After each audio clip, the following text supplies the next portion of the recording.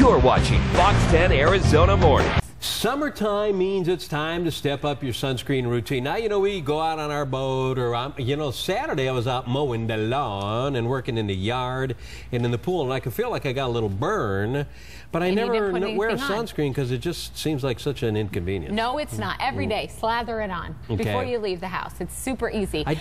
One time I put on a lot, slathered it on. When I jumped in the pool, I slid right out. How did I set myself up for that? I knew this was coming. All right, well, we asked the question, should you pay extra for a higher SPF?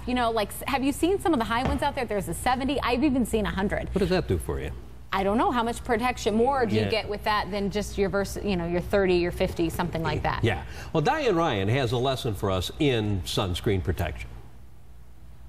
Hey, good morning. We are here with Dr. James Bahoshik. He's a dermatologist on the west side. We're actually right off 59th Avenue and Union Hills. And you've got all kinds of sunscreen here for us. Some of it at 60 and some of it at 15. Does it matter what degree it is? It does if you're going to be outside and you're going to be getting a lot of sun exposure.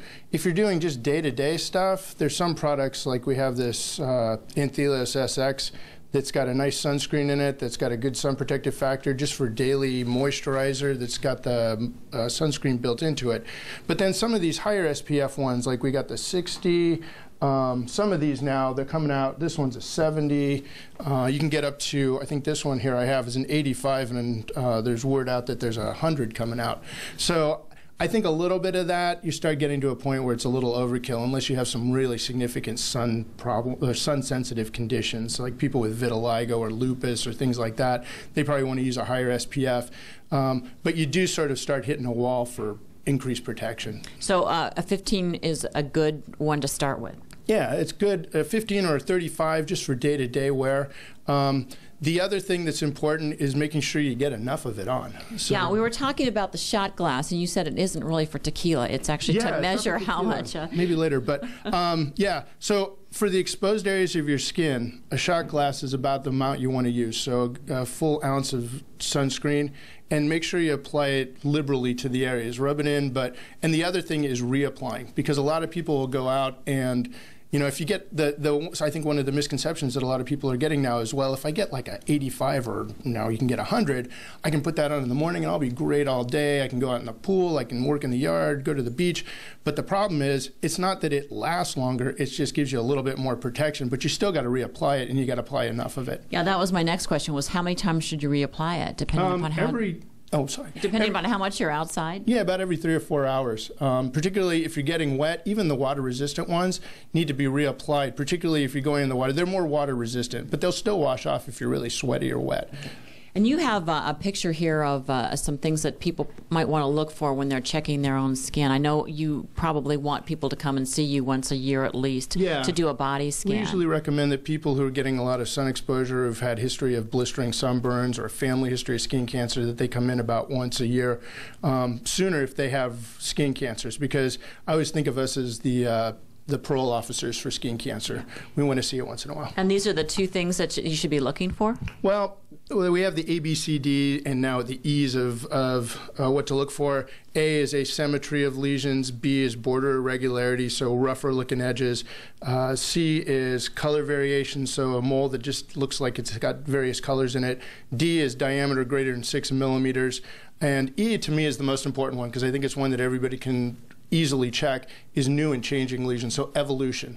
So a lesion that's been one thing suddenly starts looking different, or you suddenly get a mole that you never had before, come on in and let us take a look, because the sooner we get the thing taken care of and the sooner you get it evaluated, the better. I always say better safe than sorry on these things. And always wear sunscreen even when it's cloudy.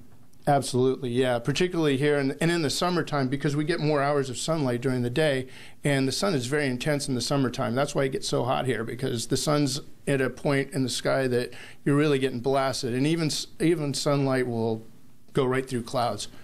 So sunscreen should probably be a part of your daily routine, and there's certainly a lot more to choose from these days, from the spray-ons to the rub-ons and all different kinds of degrees of it as well. So you've got a big choice. Back to you guys. Diane, thank you. Now, we've seen sunscreen in lotion, gel, but what about pills? Now, we have these pills here. Yep, right here. And I think they're described as more of a nutrient nutrition supplement, aren't they? I mean, they're not really a drug. Well, I guess Nutracosmetics. Nutracosmetics. It's called GliSODin, I think is how you pronounce the name of the company.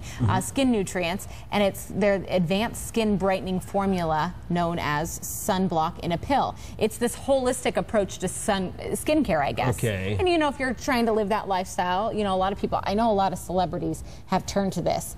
But I guess ingredients in there provide a protective layer that acts as a barrier against the sun's UV rays. But I think it also says on the box, doesn't it? It says it can't replace the sunscreen protection you put on your body, the lotion. Yeah, and I guess what it does is it evens out your pigmentation in your skin. So it's also like kind of a skincare line as well. And a lot of, like I said, celebrity fans are out there. They're using this product. Like Kelly Pickler. See, now that's right up your alley because she's a big country star now. And I love country. And you do. So now Kate I have Walsh, to take me where she Cross, does.